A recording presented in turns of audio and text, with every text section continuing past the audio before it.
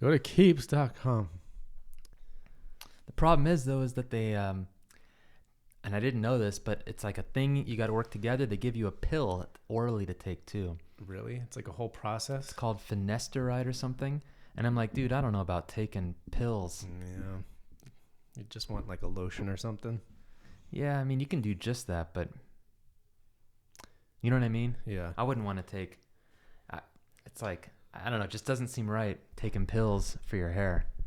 Yeah, maybe we should get that sponsor. Are we recording? What's the deal? Oh, yeah, we're recording. Really?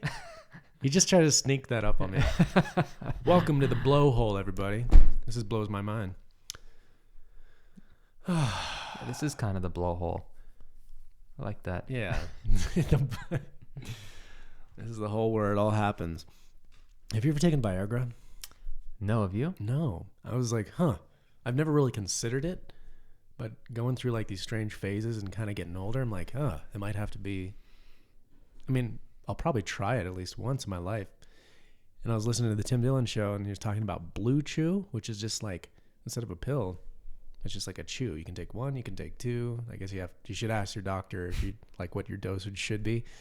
But instead of taking a pill, you can just like have a tasty little blue chew. And I was just like, what's that active ingredient? What's it doing exactly? And like, does it get you high, or is it just straight up, hey, my organ is full of blood? I'm curious. Not that I need it right now. The part I was always afraid of was that like it just lasting too long, or you know how like it can be so hard that it hurts. Yeah, that's the thing. Or too, just doesn't go down. You don't want that. They try. Remember the movie Dreamcatcher? He tried to figure out the word for that, because I remember that movie. The medical term for that is priapism. Really? Actually, I haven't looked it up, but when a woody won't go down, priapism. That was from Dreamcatcher? Yeah. They were just having a conversation in the movie or something, and that's how that came up? Because their friend is a doctor. Like, what's his... Dude, I love, by the way, that main actor, Damien... The blonde guy or Jonesy? The redhead guy. The redhead guy, yeah. I mean, because I first saw him in Band of Brothers. Oh. And that's where I like... And dude, I'm like, I love that guy, and I hardly ever see him in anything. And then he did some new show... some sort of like military, I don't know, some show, but I started watching it and I don't think he was in it much. Is he British? I don't know. God, is his name actually Damien, or is that just the name of a character he played? Jonesy. Let's see. Damien. What are you doing in my mind, Mr. Gray? Oh, Damian Lewis. It really is. Cool. If you want to watch a scary movie with your girlfriend, that's a good one to watch. It's weird. And apparently the book's a lot better. But it's a big book. Haven't read it. Not going to read it anytime soon. Books are good for you, though. Books are good in the apocalypse. Yeah. When there's no... It's funny. Okay, so I'm going to do a book rant. I hate this argument, or like this thing people always say. Like, they think that like just because they're reading books, it makes them more intelligent. But again, it comes down to like what books. Yeah. Just because you read doesn't make you any more intelligent than somebody watching shitty daytime TV shows and like just reality shows. You're basically reading the equivalent of a reality TV show in a book. Yeah. It's not any better. Yeah, I was surprised. There's a lot of like girls we knew in Kauai that were not, the brightest shed in the barn. No, I like that better. And I was surprised because they had all these books at their house, and they're always reading, and they're reading before bed, and then like when they're just like on the beach, they have a book. And it's like, wow, you read a lot. And I'd be like, I'm surprised. Yeah, I thought you'd just be more articulate and intelligent and a novel thinker. No. I was going to add on. It's the books you read, but also what you do with the books once you read it. Like after each chapter, after each book, you actually take it in and you contemplate, and maybe you implement, or maybe you have critiques, or maybe you're like, actually, I want to see the other point of view. So you find another book. So it's like taking the time to actually digest the book instead of just being like, okay, what's my next fiction? Oh, this one's good. I read 10 books this month. But I can say, in defense of books, it does require you to use your imagination. That's true. So that's a nice that's good to keep working that. Yeah, I think it does take a little bit of focus, because if you're just, I've tried to put a lot of time into being creative and like arranging my schedule to find time to create new ideas, new songs, new lyrics, poetry, stuff like that. And you can't be lazy. You actually have to be focused to go into some space where you create pictures, images, scenery in your mind. But that can even be done with a book on audio. An audiobook can be the same thing. You still have to use your own, imagination to create pictures. Yeah, I guess so. So I guess technically looking at the words really isn't. Right? Is it some form of multitasking? Does it have a benefit over an audiobook? I'm wondering. Like a true benefit. Besides just keeping you brushed up on reading words. I mean, I read enough words just daily on the internet and like weird stuff, articles. I think I guess your left brain is going into like, I say like a lot. I'm going to drop the like a lot. Sir like a lot. Sir like a lot. I think books go into your left brain often, where you have to go into the vocabulary. Your mind has to be like, that's a T, that's an H, that's an E, and compile these words, which make, apparently your mind creates sounds, and you sort of like verbalize it in your mouth, and then the word comes through in your mind, and then you can visualize. So there's like a process. That relates to also singing? Would you say there's a similar thing there? You have to kind of see it in the mind first, and then it. In what way? The words or the note? Yeah, the actual pronunciation of words when singing. Yeah. Because I notice that's actually the hardest thing for me when singing. It's not getting to the note. Well, I mean, let me take that back. Of course, getting to notes can be extremely difficult and hard. I don't mean that. I mean, like, I have a good ear, so I can hear, like, I know generally where to put the note. I have a good ear. Yeah. But still physically, in order to get to that note the proper way that sounds good is a whole different challenge and skill. Oh, yeah. But then I've noticed for me, it's the actual pronunciation of words. The articulation. The articulation, yeah. I guess the articulation. Chewing and spitting your words. That's a whole other thing. That's what also makes it sound good. Yeah. I think I was kind of lucky that in 12th grade, I took this little audio course on articulation and 1912 British English for the play My Fair Lady. And this guy on the audio tape, he was such a stickler for chewing and spitting your words. You almost have to crunch and spit all of everything you say, because you're on stage too. You're not in a microphone like really close to the mic like this where you can mumble. You have to really pop your plosives and cha. And it was really educational, because it was like every word had to be sung, like so hundreds of lines had to be sung. And also adding on to that, 1912 British English in the educated class in England, apparently English was a very musical language in the past. Like it was a romantic language, such as French or Italian or Spanish, but we've lost that because in America everything's monotone. Everything's just like one or two notes. Nothing really changes, kind of stays on the B flat. But back in 1912, at least 2 or 3 octaves. So it's just like you had to go up and down all the time. Like apparently it was very musical. But yeah, singing. Someone brought this up the other day after one of my shows, that it's like, oh, you have good articulation, and it's like that 2 of the hardest things had to be articulating and breathing, because it's like if you run out of breath, you can't finish that note. And but now, okay, so for 2 things on that. Yeah, I've heard that the articulation actually can help you to reach certain notes, right? Oh yeah. Okay, and then the breathing is kind of weird, because it's almost like the breathing takes care of itself if you just don't focus on any of that, right? Like if you're right, just channeling the moment and just pure authentic expression, the breathing just. Right. I mean, it's good to have some practice beforehand. And one piece of advice that really helped me is when you do have a phrase where there's a break in the language, you have this diaphragmatic breathing where you just kind of like a quick vacuum into your diaphragmatic. belly. So you're pushing air into your like belly area, right? Yeah. Okay. Just good. right below your chest, not exactly your belly, but it's kind of like right above the belly button. So right when you have a break and the lyrics go, and you suck in, so you have enough air for the next phrase. Yeah, it's like a vocal teacher told me a few years ago, and this was such good advice. When I applied it, it was outstanding, where you actually believe the words. You actually have to make yourself believe and feel the words you're saying and singing.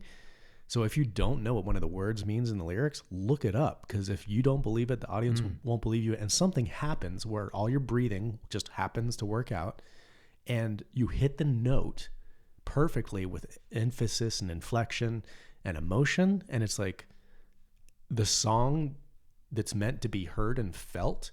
You know, art is all about emoting. People don't want to listen to you and think, oh, he's very schooled and astute. He's taken a lot of voice lessons. You want to be like, wow, I felt that song.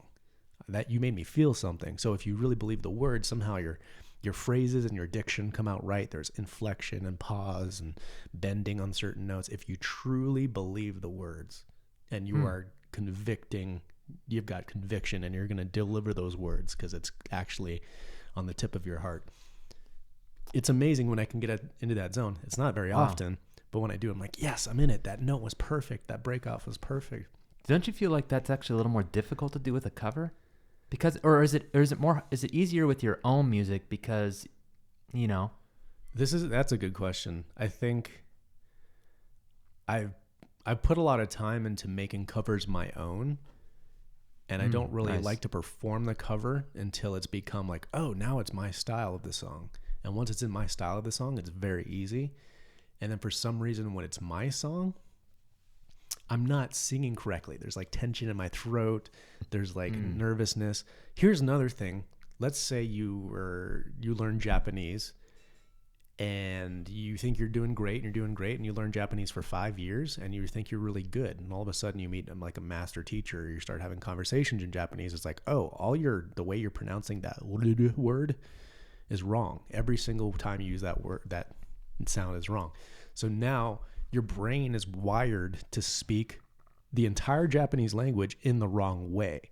So to relearn it is too hard. So your brain, it's just really difficult to start from scratch again and to relearn it. So when I was learning songs, when I was starting out singing in public, I had so much tension in my throat and so much like, oh, yeah. And it's just like, ow, my throat hurts because it's like, it's sore from muscles, not even from like being hoarse and using it, but just like tension and constriction. And because I was so nervous and I didn't know how to relax and be confident and singing. So it's in the same way learning a language wrong. And now I have a new set list of all these new songs. I'm like, wow, I love the way I sound with this new set list. And every now and then I'll bring back an old song from the old set list and it sucks. And it's like there's the muscle memory of the tension and constriction in those songs. I'm like, how do I break out of this? You know what's so interesting about like it's, if you think about it, just like the tension and singing, it's like, dude, you would never... Singing should always come from a place of relaxation, because you would naturally, like, think about it, you would never bust out. Singing where it originally comes from would be like coming from this place of like openness and feeling good. It's like you're doing laundry and you're just like humming, and it's coming from it's emanating. It's why would you ever be like trying to sing? You know what I mean? Like, it's a weird idea. We must look so embarrassing. Just both of us playing guitar. This is both our faces. Like, oh, like this. Why would you ever try to sing? It makes sense, dude. Singing is like a pure like expression, openness. Dude, that's such a good point. Yeah, I think that's the craft. That's the art form. If you have a craft and you learn for hours and hours and hours, you're trying to get to that place of spontaneous expression. Like, this pot came of its own accord. It's not like, I'm going to create a perfect pot and it's going to have this style and I'm going to do it this way. It's just like, this pot, it's almost like a true artist who's put in the mastery time. The pot makes itself. And you just happen to be this witness and this beautiful instrument that just makes it so. And it's a beautiful and humbling, what's the word I'm looking for? A graceful experience to watch consciousness create a perfect pot and have the humility to be like, I was just the instrument. I was just the conduit, the vessel that consciousness used to create this perfect expression. And that's what makes doing art for a living difficult, because it's like, you know that the art originally had to come from that place, but then you also now have to rely on recreating that art, at the snap of a finger in order to get paid.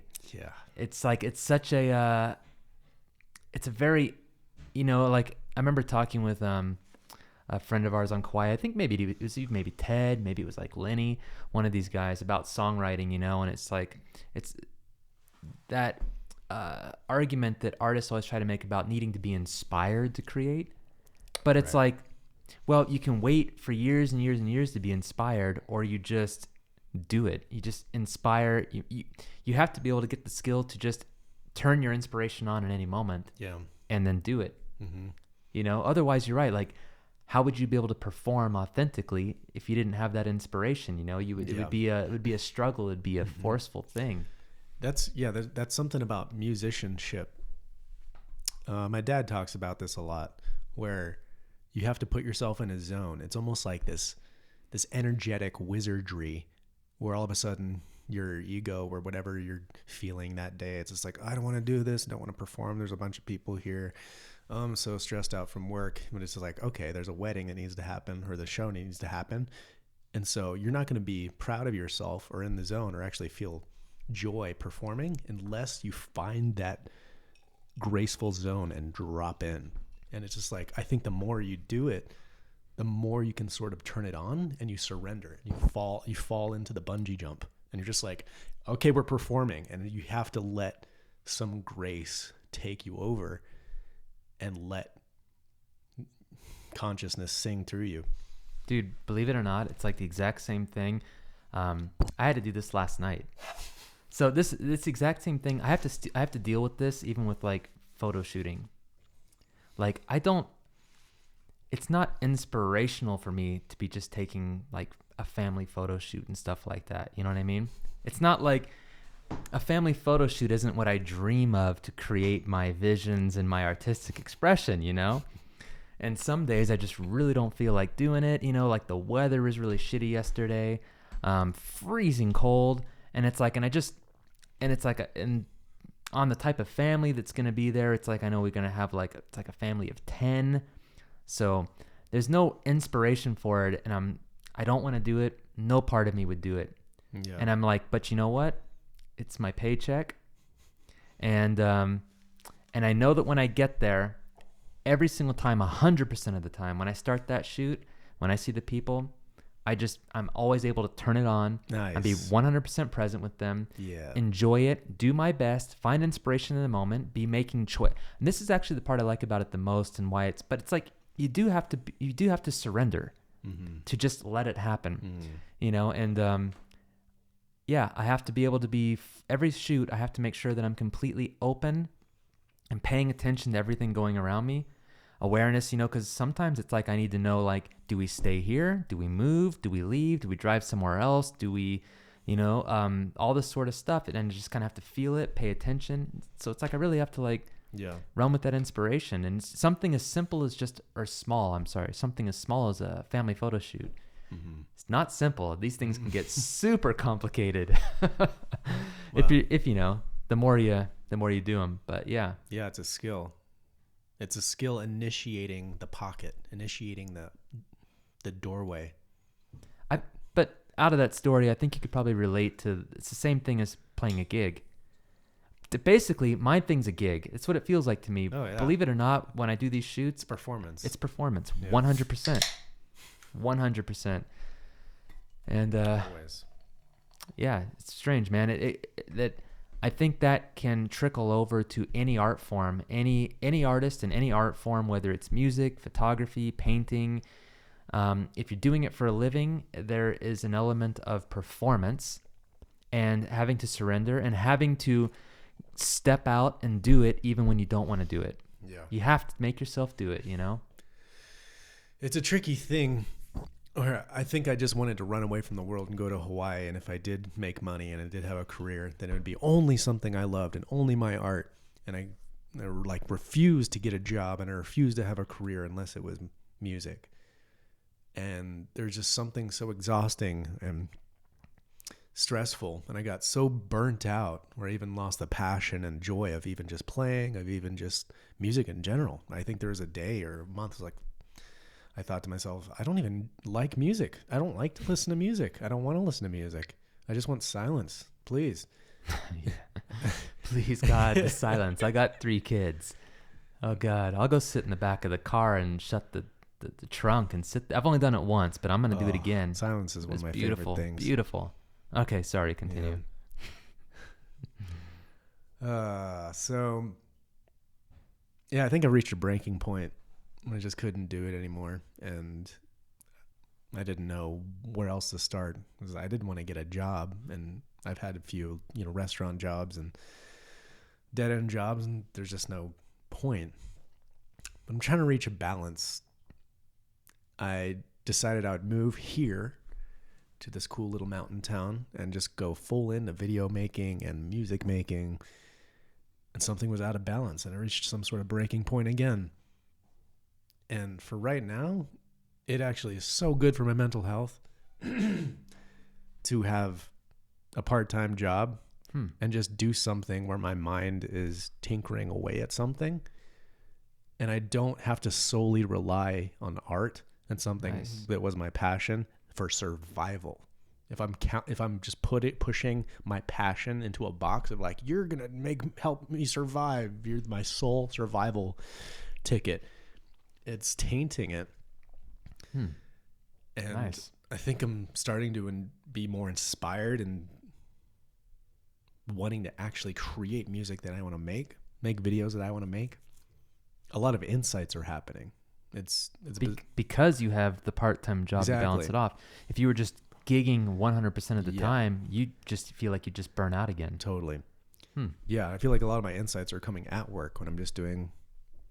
It's a time for you to actually shut your mind off, right? Yes, exactly. Because it's just running. It really is like a meditation, what you're doing at work. Yeah. And nobody so when you're working, nobody's talking to you. No. It really is. You just everyone's keeping to themselves. Exactly. I like it. It's a warehouse gig, right? Would you consider it a warehouse job? Yeah, it's like a factory. Okay, more like a factory, like line working. More like line working. Not exactly. How would you explain it? Yeah. There's just different corners of the factory where people are doing different tasks. There's one guy bringing in the raw steel, one guy cutting the raw steel, one guy like using a robot to fuse the steel, and then there's a bunch of welders putting the pieces together. Are you on the painting right now still? No, I'm not painting. Back to sandblasting? No. Right now I'm milling and drilling steel pieces. Dude, they keep moving you around on these positions, huh? Milling and drilling. Next, I'm the CEO. No. What's milling? Milling is so when they weld pieces together, that there's like a bubbly sort of trench that needs to be like drilled off and smoothed off to take off the look of the welding. Oh. So yeah, I'm just putting a bunch of pieces in a big machine that drills off and shave off. I'm noticing your hands, man, dude. Those are some working hands right there. Yeah. Every now I need to buy so many more guitar strings because these dark, oily fingers, I can't really get them off with soap, and they're touching my guitar every night at my gigs, and they're just destroying my strings. But at this point, no acoustic strings are hurting your fingers. No, not at all. There are some stretches, and being in Montana and then flying to Kauai with my instrument and coming back, like such extremes and moisture and dryness, it's just warping the guitar like I've never seen. Hey, are you still planning on going back in March? I realized I had a lot of gigs booked here in March and April. So I was actually thinking today I might have to postpone it, maybe to summer, fall. Because that makes me happier to hear. Okay. Because so we got a friend who is this like 75-year-old man, and he was kind of a pivotal part of a lot of wandering kind of hippie types, while we were living there on Kauai. And he'd come around and he'd just kind of massage everybody. It sounds super creepy. Because it is. Yeah. So, and but he was like your wise old man. It just happened to be a massage therapist. And anyway, yeah, he's having his 75th birthday. There's lots of people that know and love this guy, and they'll be flying out there, and it's gonna be. I just have this feeling it's gonna be this reunion of like everyone that we hung out with 10 years ago, that group. And it just was eating me up inside at the idea of missing out on this and like how I'd probably regret it so much. Yeah. And so I was really considering, I was considering the last few weeks. I was looking at plane prices and actually flying out there on the 21st. Oh. And staying just for 3 nights and then leaving on a Thursday, coming on a Monday night, leaving on a Thursday night. Dang. And I think I kind of decided today that, because I felt like it would also give me some sort of closure that I never got from the island when I left. Mm-hmm. And I think today I was just like, man, what would be the point? I feel like it wouldn't actually, I have this idea in my head of how I think this reunion party would go, but I'd probably end up being disappointed. It probably is not going to go any way the way I want it to go. You know what I mean? Like 3 days is too rushed too. And that too. And it's like, first of all, half the people that are going there, it's like, live here now around this area. I can see if I wanted to. Our friend Jordan, Holden, you. You could even just fly Lenny out here. I know. That'd be better. And it's like, so there's just a few people there on the island that I'd want to see. And I'm just like, man, I could better use that money, to like take my family somewhere. Of course. To like even just go on the Zephyr boat cruise thing, whatever it's called in Tahoe. It's like, oh yeah, dude, how have I not done that yet? Or buy a microphone. Yeah, anything like, that would just be better used. I mean, so I'm just not sure the experience is what I need anymore. It's true. Yeah. But I definitely, if you were out there during that time, it would sting a little bit more. I'd be like knowing what's going on. So, it would just, but I feel like that as epic as it will be, I'm sure, the party, I feel like, I don't know. I feel like already a little bit of regret not talking about this. Yeah, you're not missing out on anything. Yeah. I was really surprised going back to the island, just how often you'd see someone I didn't see anybody. There's just, it seemed like no one was on the island. It's just like whatever river we were supposed to experience, whatever flow, whatever season of people sprinkled in the flow of that island. It's came and gone already. It's come and gone. Yeah. We had a season. And that's what I realized. I think I'm holding on to a nostalgia and this idea and, and wanting to go back and what I feel like what it feels like to me and what I feel like it would be is that moment in Lord of the Rings when Sam and Pippin and they're united with Frodo at the end. Bed. Yeah. Gimli. That's what I want it to be. That's what I want it to be. Dude, yes. I want it to be that so badly. Yeah. But I feel like it probably wouldn't be. I don't think it would be. No. The more I'm healing traumas from crazy hard experiences on the island, the more I'm just letting these things go. And also it helped having a really great visitation and show New Year's Eve. The more I'm getting these remembrances of the really, really good times, like the golden age we had on the island, or Jeff Caldwell was playing at the Nui and Hanalei Gourmet. And we just had like these crazy parties on Hanalei Bay or rock quarries. And even the time where I just refused to like pay rent, and you even let me stay in your shack, and we watched Lord of the Rings and drank like nice ciders, and we just had like heart throbs over the extended version of Fellowship of the Ring, and just I was learning this song Big Rock Candy Mountain. It's the opening song from Oh Brother Where Art Thou? And I was just, as I was playing it and singing it, it's like the idyllic land, this beauty land. And it was like the Big Rock Candy Mountains. And I was just like, every time I was saying Big Rock Candy Mountains, I was thinking the Kalalau Valley Mountains. It's like, in the Big Rock Kalalau Mountains, you never change your socks, and the little streams of alcohol come a-trickling down the rocks. Yeah. So it's just like a perfect world. It's kind of clever and silly. But as I was playing that today, I was feeling this nostalgia. Like, that's that was freedom out there on this island. We had such a great time. We're just riding our bike or motorcycle around the island, get a coffee, play music, sit in the sun. Man. And dreams were real. You could feel that the potential for dreams were so more close to the actualization of materialization. It was like our dreams, I feel like, were spawned there. Yeah. It was like that one day where Bernard showed up at the candle shop and we're just rehearsing, playing music. And he got so inspired, he bought us tickets to Iceland Airwaves Music Festival.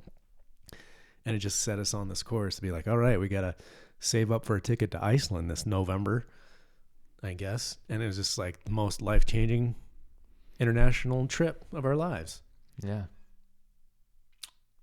Nostalgic times. Isn't it weird to think that, like, when you're having those times, part of you knows to, like, cherish those times because you know that they won't maybe last forever. But then when you're already when those times have come and gone, it's really hard to understand.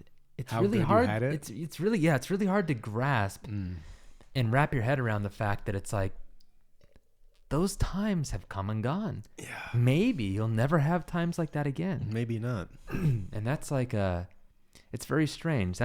And I can assume that anyone that's like older or aging has experienced this. You know what I mean? It's like, dude, it's like you look at any of your parents or, people's pictures from their times, and they did the same stuff. Like they all went on especially in like our parents' generation usually, and future generations maybe not so much because they're all a lot of pussies. But for the most part, our parents and the generations before them, and maybe us if we were lucky. What did they do? Got to take a journey of self realization and exploration where you have to step out on your own, like a vision quest. Yeah, something. You take a journey, you take a risk, you go do something adventurous. The adventure. And you see, it's crazy to think that you never realize when you're in that adventure, you kind of always just make this assumption that that's how your life's always going to be, but right. You may not realize that might just be your one adventure. Yeah. And then later on, when you're older, you're doing your thing, and that was it. You look back, and those were the times, and that was it. Those were the golden years, Yeah. And it's bizarre for me to think that might actually have already happened for me. But it's not so sad. I think there's times and there's seasons for everything. I felt in my 20s I needed to take full advantage. I even had one of my uncles being like, you don't have a career, you don't have a wife, you don't have kids, you're so free. And I could see this envy and inspiration in his eyes. He's like, please go travel, do as much as you can, because it's not going to be there forever. And I could feel him saying this off his heart. He was really feeling this. He wasn't just saying this. And so I was like, okay. And even though I felt kind of burnt out already on being so far away from the normal world and traveling, I went to a few more countries and I spent a few more years traveling. And now I'm do not regret it. Yeah, me too. And now, I mean, there was a time in the last couple of years, the travel bug died so hard. And I literally had no more ounce of travel juice, and even no more money in that case. Well, there's a benefit in not traveling and having a home base and staying there. And it's actually it's especially helpful for artists. Artists need to have a space. Oh, what? I mean, dude, it was for 10 years living on Kauai, I never had a real proper space. All the windows are open. Everyone keeps their windows there open. It's not like I had a studio or some enclosed space to make music. It's like you had to every time you were playing guitar just in your own home or apartment or studio, that everyone else is hearing you play guitar too. Yeah. And it's not like these are not people that go to jobs Monday through Friday 8 to 5. Dude, everyone's hanging around in their houses all day long. You know what I mean? So it's like if you're playing music and singing, you're most likely bothering somebody, or people actually really like it. But speaking of the golden years, I came across this photo I found of myself the other day. Dude, look at this. That's the Geiger. I better show. Let me see. I'll show. So Yeah, dude, the good old, I'm like, wow, I see that. And I'm like, dude, that's me, man. Like, that's like who I am in my soul. Like, I'm still this guy that like wants to ride this Look at those serratus bike. muscles. Yep. Because, probably didn't have enough money for food. So let's see. Bryan Yeah. got a lot of flack for cruising around in his flip flops and no helmet. But that's a style, bro. That's confidence. Yeah. That's a trust. But, Safety. and people will call bullshit on this, but yeah, man, I really believe that if you don't have an affliction, if you don't need an affliction to learn a lesson, Right. then it's not going to happen. So it really, I don't want to get into it, but it's like some hippie spiritual stuff. Yeah, but we can I get felt I was protected, and I was. The only injury I ever had was, and it was during times specifically where I was at an emotional unrest. Of course. After a breakup, something like that. I mean, I damaged my feet pretty badly a couple times. That was on your scooter. Scooter and motorcycle badly. Yeah, the flip flops. Yeah, it's both times. Yeah, I think people who are very aware, they understand that an injury doesn't need to happen unless there's a very important lesson or sign that needs to be understood. And just saying that, is anyone saying, okay, that's woo-woo, that's crazy? Or is that just resonate as duh, of course? Are there no accidents? Does everything happen for a reason? Sometimes it just feels like everything is just random. But you can feel when a moment is relevant. You've probably experienced this before where you didn't know you were going to date somebody or you didn't know you were going to be such a dear friend with somebody. But the moment you see their eyes for the first time, who the fuck's this guy? Who the fuck's this guy? That's how I felt about you when I saw you. Same. When I saw you in Java Kai. This guy's got a chip on his shoulder. No, what was it? What is the name? Papayas, yes. I think this guy's got a chip on his shoulder. What were you saying? The first time I clearly remember it was you were with Shayla and the black dog coming up hideaways, I think. Oh, wow. And I saw this like moody looking guy with a beard and a dog. I was actually looking at it. I was like, yeah, he's got a nice girlfriend and his dog. Not his girlfriend or his dog. But he just had this insane hardcore stare. And it was just like, all right, what the fuck's up with this guy? But that's why so many locals wanted to kick my ass. You know what? If you want to go down a level, if you're really in tune with Eastern philosophy, if you understand Hinduism or Buddhism, there's the idea where karma is not a crazy idea. It's just part of the culture, right? So I think when it's very relevant, you're supposed to meet somebody or know somebody, that happens in the eyes. Like, who are you? I'm supposed to know you. And this is so strange. I say this all the time about relationships. I always felt like I was unconventional, but maybe everyone feels this way. All of my past relationships, every single one of them, I can never just go out looking for some tail or to get laid or being like, I need this kind of person. This is the person on my list. I can make a list of the perfect partner, but if it's not karmic, no, it's not going to happen. So even the lady friend I'm seeing now, not exactly my type, but when I first went into this place and I met her, she had the same experience. Looked me in the eye like, I'm supposed to know you. And I'm like, yeah, I'm supposed to know you too. I'm not attracted to you, so I don't think we're going to date, but I'm supposed to know you. And that's the same story every girlfriend. It's like, I'm not attracted to you, but I'm supposed to know you. So there's some sort of karmic lesson or some sort of karmic relevance that needs to happen. So even like, I like to think in a lot of different non-duality schools of thought. Sometimes A Course in Miracles is an interesting one to bring up, but A Course in Miracles says, I'm not in a relationship for the reason I think. So even if you want a relationship or you need a relationship, like, I'm so horny, I need to get laid. If you're aware on a certain level, if you are connected with somebody in a relationship, it's not for the reason you think. It's not actually to get laid. I mean, that's a perk, but you're actually supposed to, there's a mutual thing that needs to unlock or be understood. And you will not know what it is until you go through it. So interesting. Like to go back to where you were talking about like attraction, I think that could also apply to that, right? Sometimes we think what we're attracted to is maybe not what we're actually attracted to. Yeah. Like we have, for some reason, It's maybe not what we need. ideas exactly Not what we truly of want. what we think we want as far as the person we're attracted to. And what's interesting, like it's like I found like every person I was always like actually attracted to never had the attraction back to me. Whoa. You know what I mean? Like it wasn't, you know, what's the word? Reciprocative. Yeah.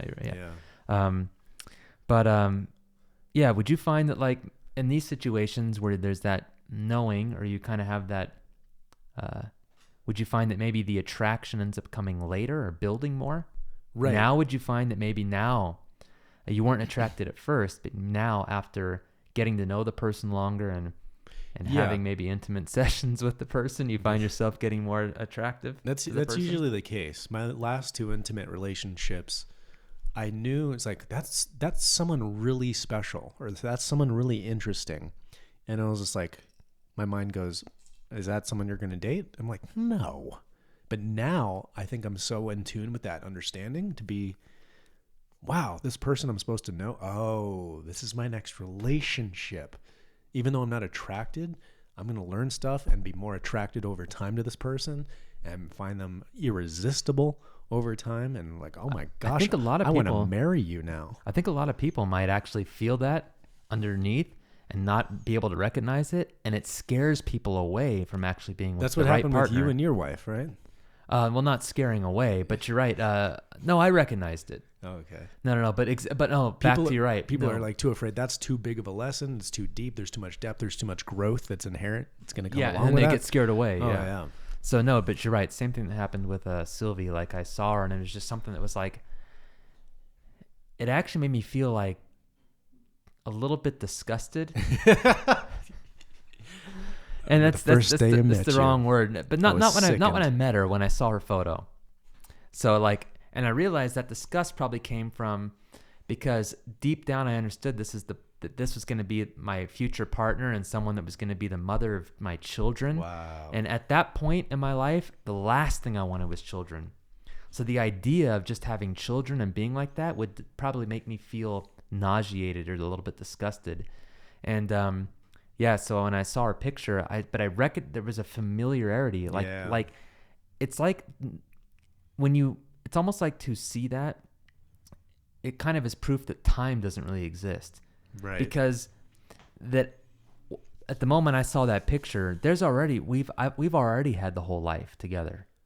You see what I'm saying? Like Mr. Nobody or something. Right. Exactly. Yeah. Yes. And so it's like, that's why there was that familiarity, because I was seeing in the moment there something and getting the feeling something from, you see an eternity that's actually a path of high growth, of high quality.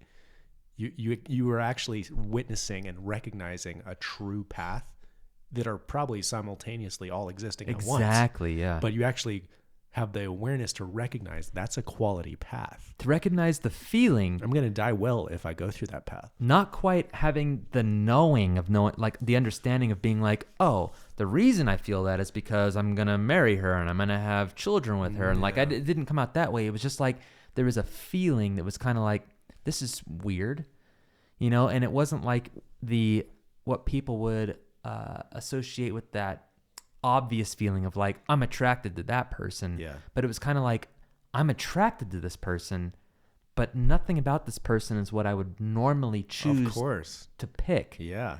You know, but there were things that just were drawing me in a little bit, you know? Yeah. So it was very weird. Yeah. Not like, and that's like, I think what people I think that's what it means when people talk about the phrase about like, God knows what's best for you. Right. We don't technically know what's best for ourselves sometimes in that level, but deep down in our knowing and our God source, God knows what's best, you know? Yeah, it's a really fascinating experience. There's a strange, like, infinite nostalgic feel, like a nostalgia for the future. You can almost have this sensitivity. Yeah, it's such a funny thing. It's a beautiful thing, surrendering to something that's so unknown and so mysterious. You might want to be in control and you'd be like, this is what I need in a relationship. I need a hot ass. I need brunette. And I need these sultry eyes that look like demonic, gothic. Just, I don't know, whatever you think you might need in a relationship. Yeah, I guess you could almost say if God's too much, God knows best, or God knows what's best for you, or God works in mysterious ways. If, like, let's say we were talking about books earlier. If you just read books, but you don't contemplate them and digest them, if you take something that sounds archaic or traditional, like God knows what's best for you, or God works in mysterious ways, if you take that phrase and you just contemplate it and you actually marinate into how it is actually a true statement, you actually find the truth in the statement. Yeah. So not being like, okay, this big white Zeus looking guy in the sky knows what's best, and he's got this big Santa Claus list, and he knows, the plan for everybody. That's a little bit archaic. If you could be, okay, whatever thing you put value in, you could say your shadow side or your subconscious or the human collective. There's something in your unconscious that witnesses a path that feels a little bit scary and unknown, but there's a shiny quality of beauty, of awe, of terror, of potential that's shining kind of through that person. And if you witness that, you can courageously step into that, which is a path. It's like the hero's journey, to courageously step into the unknown, but you see a shimmer of potential and growth. And there's no guarantee you're going to be a better person or you're going to be stronger, but you know there's no better choice. Because if you stay where you are, it's just Groundhog Day. So you have to take an unknown choice where you see a potential glimmer of something more expansive. I think that's why a lot of these guys like Jordan Peterson maybe and others, a lot of just successful people, they basically say that you're never going to reach success. And let's define what success means here. True success is fulfillment, personal fulfillment. So you're not talking about success the world says is success. Exactly. Not just having a lot of money, not having a nice house, you can have all those things and not have had any success. Oh, yeah. So, they all say that basically the only way to reach this sort of success is you have to constantly be getting out of your comfort zone. Yeah. And it's like, this is a motivational speaker's, golden words here. You know what I mean? Like, comfort zone is what most people choose to stay in because it's comfortable. We all we love comfort. Comfort's great, but getting out of it is like, it's scary. You have to take a risk. You have to maybe get hurt, either physically, emotionally. You have to you have to maybe fail. You really have to fail. Maybe fail. Yeah. Well, you do have to fail. I like what Jordan Peterson says. That what are the disadvantages of not making a choice at all, but actually just staying in the comfort zone? It actually is a choice as well, and it actually is something that becomes hell eventually. So you pretty much have no choice. Eventually, the worst of two evils is staying where you are. Dude, I just realized though, isn't the movie Mr. Nobody? Oh my, it's the best. Doesn't at the very end he decide to not make a choice at all? Because the whole thing was kind of about him having to choose from the beginning. Parents, at the very beginning. So at the end, does he not make a choice at all, right? So I think it's just like it comes back around. It comes back to the whole movie is just his realization where he can't. It's like he's forced to make an impossible decision, and he can't make that impossible decision. It's better to wait. So it's almost like because the movie doesn't actually resolve. I don't think. I think he's just the entire movie is just showing the potentiality of all realities that are true, that will exist, but because the whole movie is not resolved and he never actually did make the decision, that you actually get to witness the realities of every timeline of the movie. And then they did some, I don't really understand exactly how it ended, where things kind of go into like reversal time symmetry. I gotta watch that again. This movie, this movie blows my mind probably more than any movie I've ever seen.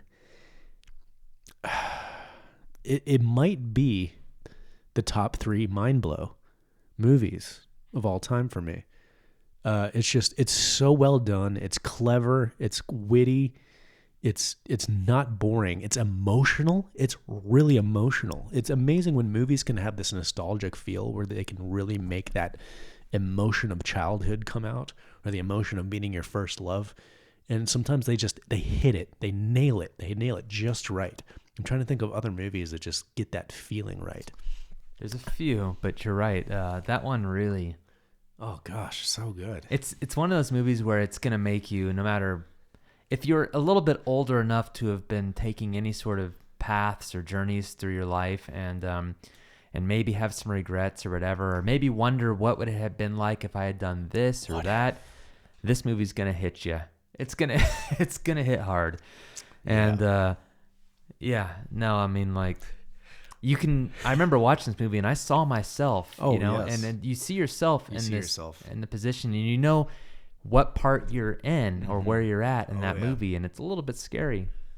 Man, it's so good. I was listening to a Jordan Peterson podcast earlier, and I was trying to think of what makes someone successful, what makes someone inspiring. Why do people follow pop figures? Why do people follow sports like Adidas or Nike, or their favorite most valuable player in basketball, or musicians? And I was trying to figure out, like, how do I emanate that level of success? And people don't actually look at, I love them because they're them. I love them because I could possibly be that. Yeah. They see themselves. That's what makes success. That's what makes people follow. That's what makes people influential and leaders. It's not that I like this person so much. I like them so much. No, it's I want to be that, and I believe I could actually be that someday. I believe that's a potential that I could actually hit. I could actually be that. Wow. Which is why I don't care about any athletes. Yeah. Because I'm like, I'm never going to be a pro football player or a soccer player or any of that. Like, it is no appeal to me. Yeah.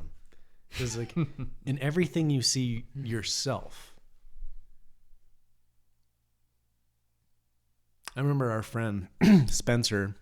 He's pretty evolved out there on understanding consciousness, and he's a lover of the mushroom, and he's had some amazing insights with the mushroom. But he's always saying that your heroes and the people you look up to, and your superheroes, or even like celebrities that you look up to, they're really just you.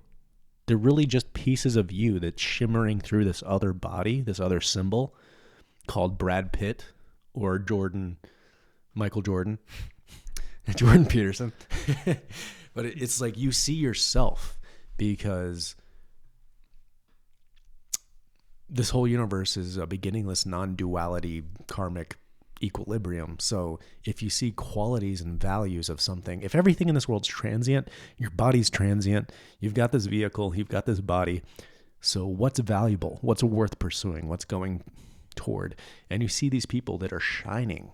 They have these values, and they're acting upon them, and they're living them, and they're committing to them, and they're courageously going into the unknown and being, here I am. This is what I have to say. This is what I feel. This is what's on my heart. Being open to criticism, being open to attack, being so vulnerable to be like, this is what I feel. Something shines through that is admirable, that is courageous, that is your true values shining through. So you're seeing yourself and what you could be at your higher potential. Which is why I think most people are drawn to an amazing singer.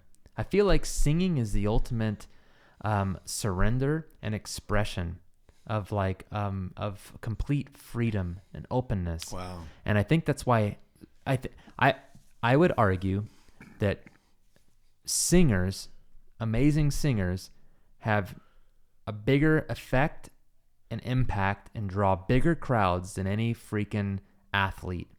You know what I mean? Like one singer can bring a whole stadium, and I mean, people, I just don't think that like one athlete could draw that same, and people are usually about a team or whatever when it comes to sports. You know what I mean? Like, no one is that big a fan of like the one athlete. And that can be argued. Maybe there was like a Michael Jordan, or there was a Kobe, or a Jose Canseco or something like that, or what are the older? So one of the guy from the LeBron Giants, James. one of these, but I still don't think they don't have the impact that like a Michael Jackson has or something like that. You know what I mean? And I think that you're right. When people see someone that's able to sing completely, So much subtlety and so much surrender. yes, It's just like that person is free. That person is free. and it just hypnotizes everybody Yeah. because everybody deep down knows that's what they want. They want to be able to let go to such a point to where they could just be a pure channel, you know? This brings up an interesting point. I like what Jocko Willing says, that discipline is freedom. And if you're we've got to experience a lot of the hippie scene in Kauai where everyone wants freedom more than anything. So they don't believe in anything and everything is just spirit and it's all love and it's all God. And you're just floating in this nebula of nothingness. Nebula of nonsense. Nonsense. And you're like, wait a second, you're not free. You're actually very, very lost. And you're very lost in a cave of undisciplinedness, and you haven't chosen a path. So this is the interesting point. Jordan Peterson talks about this a lot. And so even like the middle way of the Buddha or the Tao, the yin yang, where it's the meeting point of chaos and order. So everyone wants the perfect place of both. So Michael Jackson, he surrendered his life to a craft, and he has a limit. That is the 4-octave range of his voice. His voice will not go below that, and his voice will not go above that. That's his limit, his voice. He's got the limit of his body. His body cannot be the size of a mountain. It can only contain the size of a dancer and the stage the dancer can dance in. That's a limit. If there were no limits, it wouldn't be beautiful. There wouldn't be this expression of freedom. But when he surrenders and commits and devotion to the dance, this is my limit. I've got my stage, these clothes, and this body. I've got this voice. I cannot sing these notes. I cannot sing more than one note at a time. I cannot sing chords. So there's limits. But he surrendered so many decades to the craft of mastering, where he can now surrender to the infinite freedom inside those domains. You need a wall. You need a wall of limits. And when you have a wall, you're free inside those limits. Remember when we discovered that? We talked about that on Kauai. It was so interesting. We kind of realized it was the same thing about, I think we were also applying it to like the spectrum of sound. Like we cannot, if there were no limits, if there were no walls, or even light then you waves, wouldn't, colors. you wouldn't hear anything. You have to like, our ears only hear up to like, 20,000 hertz maybe. Yeah. And as low as like 50. Right. Just general. But like, you're right. We have to have all music and all sound is within those barriers. If those barriers weren't there, there'd be nothing beautiful that could be created. Mm-hmm. Yeah. It's like, it's just very interesting. Even the world we live in has to have rules. Yeah. The reality that we live in, if there were no rules and we could just jump up and fly and do all this kind of stuff, it would actually not be beautiful. It would be meaningless. Yeah, it would fall apart. You could not have a world without parameters. You would have no perception. You'd have no perception of value, of just like there. I believe in eternity. When people ask me like, what do you believe? Do you believe in God? I think my best answer is I believe in eternity, infinity, whatever word you want to use. And because of that, it was never begun. I don't believe in beginnings, which means there's no endings. So if everything is eternal, this, like, what is life? What is all this? What is this? This is just how it looks right now in the matter of eternity. And why is it so weird? Why the bodies? Why it's like, this is how it is and how it's evolving. This is how it needs to be. It could not be otherwise in the matter of eternity. In the matter of eternity, everything's going to change. Everything's going to transform. Everything's going to mold into something else and be destroyed and be recreated again, because consciousness is a mysterious thing. But in eternity, there's so many questions are just discarded when you just are like, okay, this is a little blip. This is a little This is a little box in eternity. And right now it's got all these stories. It's got all these meanings. It looks like a planet. It looks like a galaxy. It looks like human beings. It looks like animals. In the matter of eternity, this is just how it looks.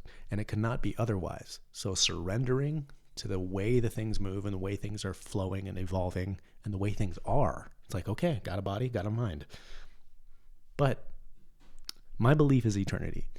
So however things look in the 1,000 years or after death, before death, it's just always there. Yeah, none of that matters before or after death. All that matters is now, because this is all there is that we can for certain say. If you're honest with yourself, you can truly just be like, oh, this really is all there is. You know, this is all you know. This is all you've ever known. Mm-hmm. And you don't know any more than that. Mm-hmm. So you know what I mean? What do you know for sure? Like, what do you truly know as a fact for sure? You can't really know anything other than I exist or existence is. Yep. Or I was even today trying to think of the most true statement possible. And I was thinking, it is. Or is. Or even saying I am. Should I need another drink for this conversation to continue? Silly. Okay, we'll take a pause. I got to pee. We need some more burgundy cognac. Can we pause? Can we pause? You want to just riff while I'm gone? I'll riff. Someone's going to bring me ice. Well, there we go. What you doing out there? Yeah, so it's easier to get drinks than to have to pee. But let's see. Now he asked me to just riff, and now I'm like at a loss for words. This is because I've already had drinks. You guys should really see me on coffee. It's a whole different thing than this. So we were talking about. I'm not gonna do that. Tomorrow, my daughter has her first birthday. She'll be 1 year old. There we go. Ice and cognac. All right. Yeah. And I can, the reason why that came to mind is because he opened the door here and I can smell cake. So, I'm trying to get back on the game and I'm trying to, start exercising again, eating right. It's been about 7 months, and that's because I got like so gung-ho about working out about 7 months ago, that I overdid it. Like I did it too much for anyone who knows. And I bought like a weight bench. I bought weights. I'm not giving up on this. I'm not one of those guys that like got all inspired and bought all the stuff and then just gave up. No, like I injured my wrist. And yeah, I know I could still use that as an excuse, but it seriously bummed me out because I really I could have worked on other things, sure, like core or maybe legs. But the wrist, dude, I got to use my hands to like lift everything. Like even if I want to lift weights for my legs, I got to use my hands, which got to use my wrist, and bum me out. So anyway, trying to get back on it, but now we got birthdays and stuff and cakes and like there's always some holiday, man, especially if you got 3 kids. So I'll be eating some sort of cake tomorrow. I ate some chips today. Oh, chips. Dude, by the way, so it's a new brand I tried from Costco. Damn, they're good. What is it? I'm actually a little bit hungry right now. Just a brand of like tortilla chips. Oh. But they're pretty good. Costco, man. God, why does Costco have to be so good? So in our area, back to the in Nevada, they dropped the mask mandates. Yay! And it's just because of midterms coming up, and we all know it. Like, dude, but really, is anyone an idiot enough to like reelect this guy just because he at the last minute dropped the mandates, even though he put us all in a slave state? Like, dude, don't you see what he's doing? Like, just get him out of there. Like, you think if you vote him back in, he's gonna like keep these mandates off? No, he's gonna go right back to the same old shit. Anyway. So our Costco here. I went in yesterday. No masks. It's amazing because this place they were Nazis, dude. Mm-hmm. And I still can't, this really does blow my mind. I still can't believe, even after the mandates are dropped, and we knew this would happen because of mass formation psychosis. That's the new term coined, but really it just means people have been brainwashed, and even if you show them truth or you stop the narrative, they're still going to continue it. So yeah, I'm blown away that people are like walking around in these masks and putting them in their, and like they're driving with them in their cars. I see it every day still, people driving with masks. Alone. Yeah. In their car. Or walking outside and like, and it's like, dude, from the beginning, do you know about what microns are, like the size of particles and things? Because from the beginning, this was like, we knew that this was bullshit. Yeah, anyway. So, it's like, unless you have an N95, it's really not worth it. But still to this day. You think it's going to be like Japan or China now, where there's just always going to be people wearing masks, even when all this is over? I'm all for putting a mask on if you're sick and you need to go grocery shopping. Sure, stopping any sort of maybe large droplets makes sense. That's why Japan That's considerate. does it. Yes. Yeah. It's really for like, just kind of stop unnecessary spread of things. But if you've got nothing, you're perfectly fine, and you're walking around with a mask on, Yeah.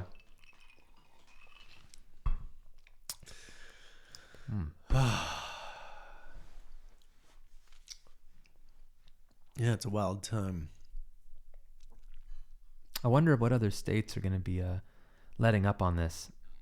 Have you heard of any? Is it not federal? Is it just state? Just state right now. Oh, I know it's so great to be here right now. I actually just wanted to, I haven't gone in. I want to go into like the local grocery store just to see the faces of some of these people, like the cashiers and stuff working there that I've never seen before. Oh yeah. I want to. So I want to go into Rayleigh's, see some of these. I just want to see who the hell is behind that mask, dude. Come on. Oh, there's a lot of beautiful women around. Didn't realize. Yeah. I just saw their ugly eyes the whole time. No, just kidding. Just kidding. Butter eyes. Yeah. Butter eyes. No, literally, you got butter in your eyes. That's all right. I like butter. Oh, man. There's nothing like exercise, huh? Have some of that cheese? Of course. Jeez. Dude, as sophisticated as I'd like to be, and as like a wine snob and as I'd like to be, eating a charcuterie board with cheeses, I can't beat mild cheddar. Even with the fake yellow. I know. It's always been my favorite as a kid, and it continues to still be my favorite. Just the mild cheese cheddar flavor. There's a reason why Kraft uses it for their macaroni and cheese dishes. Oh, cheddar, dude. Good. This is a Trader Joe's mild cheddar. Thanks, Trader Joe's. Also, no masks. Thank God. Oh, I know. Oh, thank God. And these are the places that were really Nazis. Yeah. Costco and Trader Joe's. I didn't shop in Trader Joe's at all during the pandemic. It was annoying because those were like the only two places I shopped. Oh, and Grocery Mart outlet. Yeah. Grocery outlet was cool though. Same with Rayleigh's. Yeah. So I was thinking about this today. We were talking about success, and what really resonates with me is defining what success is for you. Some people think, oh, all the measures of success is being, making over $100,000 a year, and having, the hot wife, and having the house and the car. And you're like, okay, that's American modern consciousness standard levels of success. Wait, just stop for a second. What do you truly value? What is success for you? And I've always been thinking about that. What is success for me? What is success for me? I remember this one study. I heard this on Impact Theory with Tom Bilyeu. I might have heard it on Tim Ferriss. But there was a study done where money, income, does correlate with happiness. It can buy you happiness. But here's the catch. Once you hit about $70,000 a year, you're happy. But beyond that, you don't increase in happiness or contentment. So I was like, okay, that's a pretty cool study, even if it has biases and, scientific studies, they're number of children they're would flawed. That too, I think. Right. Let's just call it $70,000 per individual. Yeah. If you start having a bunch of children, you need more money. Yeah.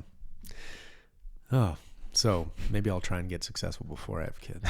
That's a good idea. I actually very highly recommend that. Oh, okay. It's part of what's really bummed me out is I had kids on my finding myself stage. So I didn't actually get into my career and my success. I didn't have all that first. I had kids as that was kind of beginning. Yeah. So I've had to continually keep navigating the career and all that while pumping kids out. Yeah. And in a way, they probably pushed you to head toward that a little stronger. Sure. Right? Yeah? Yeah. Huh. And also at the same time, they took away the freedom to maybe to back out of it, which is maybe a good thing, you know? Maybe I would have like backed out and said like, oh, this isn't for me. Maybe I don't like it. It's caused me to like really stay on it. Yeah. Your family's inspiring. It's a beautiful family. You got great kids, got a great wife. And it seems like you're really clear and driven. Even though I'm drunk. Yeah. No, and you're stressed out all the time. Yeah. I'm so glad I can like play with these kids every now and then and not have to be responsible for them. I know it's probably hell for him and Sylvie, but man, they're such cute kids. Dude, they're so adorable. But Bunny, man, is getting to be she's got good. A personality now. So we named our third child Bunny. We didn't name her. Actually, our first child named her. Because by the time you get around to your third, I hate naming anyway. I hate coming up with band names. It's exhausting. Yeah, too much so effort. It's like, we just asked her, hey, what should we name the new baby? And she said Bunny. And we thought like, that settles yeah, right. it. Yeah, exactly. Ha, yeah, right. There's no way we'd name her Bunny. And then like we kept asking her over like 2-3 months, and she stuck with it. Bunny. And then I was like, wow, actually Bunny. It rolls off the tongue. Name. Yeah. Nice. You know, I always wanted to name a dog. You know, I feel like I'm going to have a soulmate dog eventually pretty soon. Just like a really tight friendship dog. And we've always called our dogs 2-syllable names with an E at the end. Chelsea, Rugby, Hanky. No, that doesn't work. Wait. That was just Hank. Wait, we need... we called him. It was Hank. Courtney. So we had so there's something really recognizable for dogs when you have the doody, the E at the end. Yeah, we had a Honey, Jeffrey and an Abby. Yeah, so I'm thinking like a really standard human name. Yeah. For dogs, or even like an animal Jeffrey. name.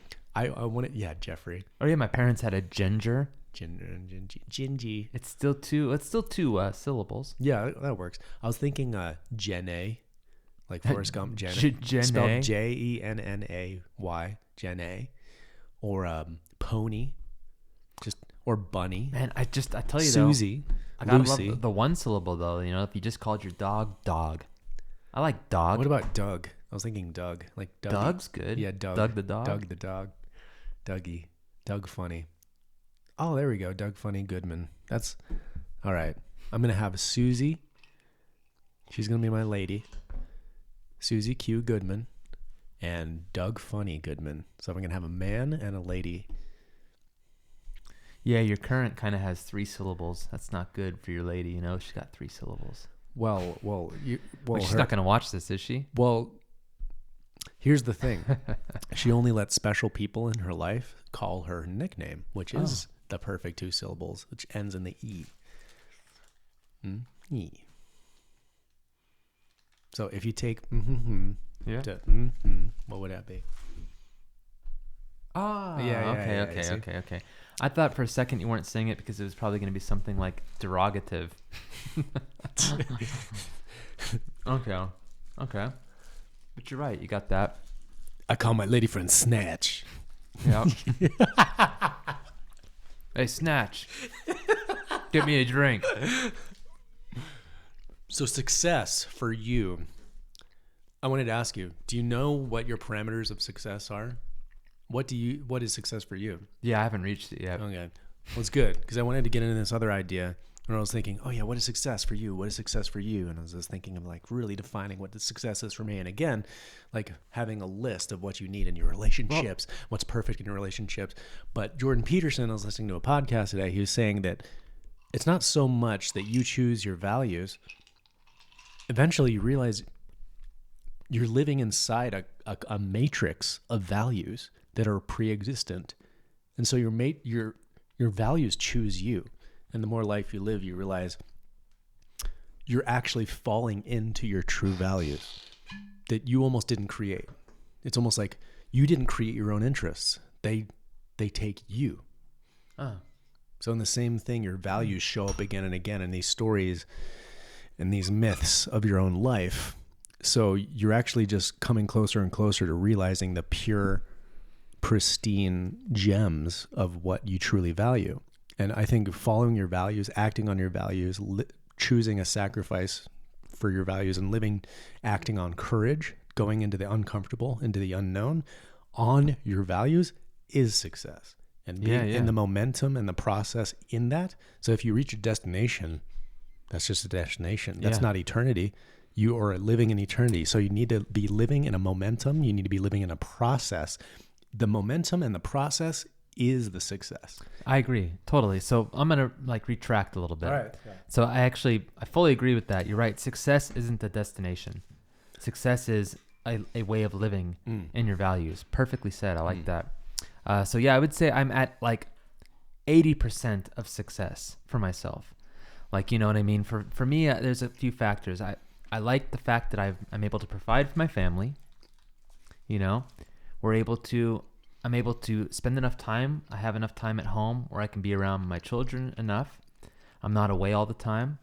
Yeah, exactly. Being able to provide that we have enough to be able to eat what we want, live the way we want. We could even take some trips occasionally. Nice. And yeah, those worries are gone. I'm able to continually buy things that I need. We have enough money for things that we need and things that we want to an extent. That's as You're far ahead as of financially. 90% of the world. Exactly. I'm happy with that.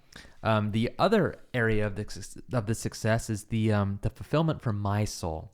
So that for me needs to be able to fulfill a certain artistic and creative expression from myself. Yeah. That some of this work stuff that I'm doing gets in the way of. So I would like to do more personal projects to be able to express creatively, either through photos or music. Mm-hmm. So, you know, for me, big thing is music, and I don't get the time, and I don't really have the space, and I don't get to do it as much as I want. It's not necessarily going to make me any more money, but it's going to fulfill my soul. Yeah. And I think if I were able to have the space to be writing songs, recording, doing what I want, doing that sort of thing, and I was just able to do that on a daily basis as much as I want, you know, along with being able to fulfill the other parts, the you know, providing for the family and all that, I think that'd be for me success. Beautiful. What is that? What do we want? Yeah, I mean, okay. Oh, thanks. What is this here? Look at this. Leftover from the rings. Okay, it's a thank you. That's Meringue? Oh, But homemade it's fresh nice. meringue.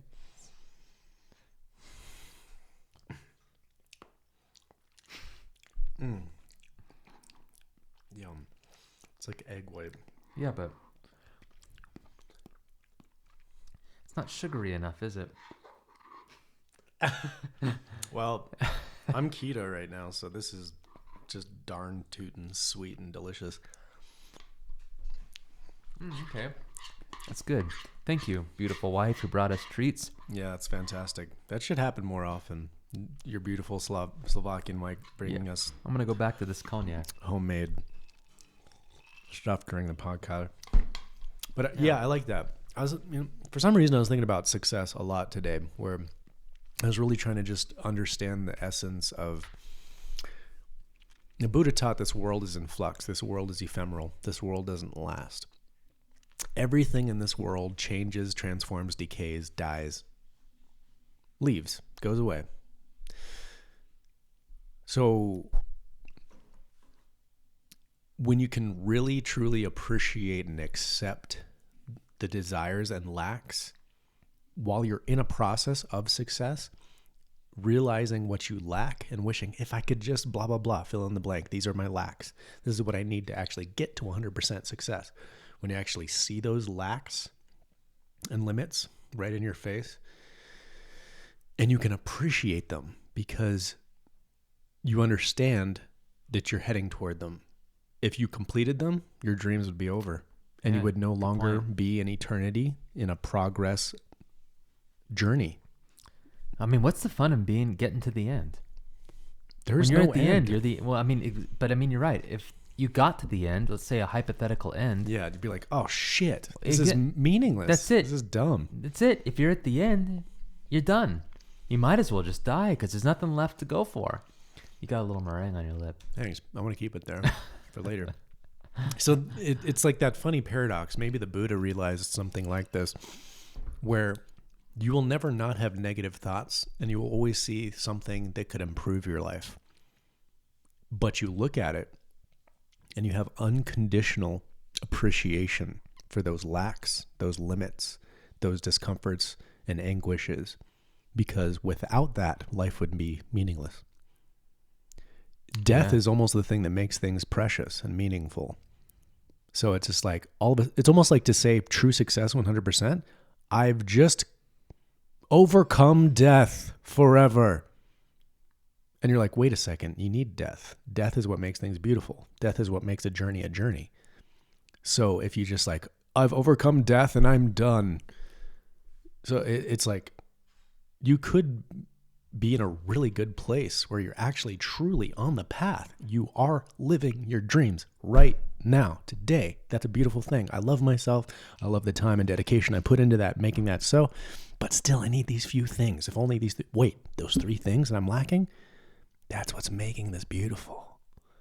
Because I'm on the journey. Yeah. If I got rid of those lacks. Good point. Good point. Thanks. And then I see over there in the basket there that a child of mine has put see that little green looking phone thing? Toy phone? I was playing with that earlier. That's fun. Oh, you put it there? No, dude, what the? I can't keep kids out of the office, dude, and they get into all this stuff. You remember Tamagotchis? It was so cool because you got to see this like very low bit rate like animation. Check this out. Yeah, here it makes noises. It makes sounds. Is it dead already? She probably wants the batteries here. Let's see. Oh my God! Seriously? Had a swan. No, I turned it off. Here we go. Or she put it in water. She does that a lot too. Let's talk on the... Hello, how are you today? Hello. Goodbye, nice to talk to you. It's time for me to go. Bye-bye. What's that last sound? Did you hear that? It's electronic for sure. Wow. But they've got these little green and black animations like a kitty and butterflies. I played a ball game with my friends today. It was a lot of fun. Now it's nighttime. I am getting tired. I played a ball game with my friends today. You know, your daughter sounds just like this when she talks. Which one? Your first child. Good night. Her inflections are very similar. I know, she's so sweet, my first child. All right. Well, a lot of bases covered tonight. I had fun genuinely in this blowhole, drinking cognac, having mild cheddar cheese, and actually talking about consciousness, eternity, success, nostalgia, all my favorite things. And I was even thinking about success is okay. I want to make a podcast, sure. And then I thought about all my narcissistic ego. What do I want to be? I want to be famous. I want to make successful. I want to have a lot of followers and listeners on this. I was like, wait a second. If we had 0 followers, I would still do this every week. Yeah. Because it's meaningful. There's something. Imagine 5 years from now and we have 1,000 episodes and we're just like, oh my God. I wouldn't take back a day, even though we have 11 followers or whatever. It's so meaningful. The act of creation, the act of learning, and the act of refinement, and actually just putting in the time of doing something unique and original and creating something, it's really not the parameters of success you want. It's really just knowing you put in pebble by pebble of an action that were something of value to you. Creativity, learning, beauty, truth, nostalgia, yeah, and friendship. I'm stoked just to have a drink and a few drinks. Yeah. And just talk, man. Like, yeah, we'll probably get better at this. You know, I mean, like, but the goal is I feel like I'm telling you things that I would normally just tell you. Yeah. Yeah, it's good stuff. Good stuff. So, I mean, if anyone's watching this, please let us know that you're watching this, because we've got 0 subscribers right now. That's a rare time to be one of the first subscribers. Imagine that. Try to be Years the first. from now, you could be like, dude, I was the first subscriber. How often do you get that opportunity? Life's about opportunities, you know? So be the first, comment, give us the feedback. Yeah, leave a comment what you liked, what you think we should talk about more or less of. Yeah, we're just kind of hitting all the bases right now, you know? What moment actually sparked I like that. Yeah. I like what you said right there. Like, what was that? Was that subject? Well, maybe we'll talk about that more. Yeah, we're passionate about many subjects. So, you know, and, you know, maybe you give us, you let us know what you like, and we can do a whole thing on that. Yeah. I don't believe anyone's listening, but if you did, thank you so much. Gosh. Yeah. So, I mean, yeah, attention. I'm Bryan Geiger. I'm a full-time professional photographer. I like to write and compose music in my free time. I know all about recording, cameras, spent a lot of time on an island finding myself, all sorts of things like that. And I'm Cam Goodman. I'm full-time singer, songwriter, performer. If you have a wedding or if you have a restaurant you want me to play at close to the Tahoe area. Also, I love food, fitness, and walking in the forests. I love nature and silence and Eastern philosophy. And I like just hanging out. If you're a quality person, I'd love to get to know you. Let's hang out. So that make some food or something. I like food. These are a few of our favorite things. Yeah. All right, guys. Honeys and homies, appreciate you. We'll see you live from the blowhole. Signing out.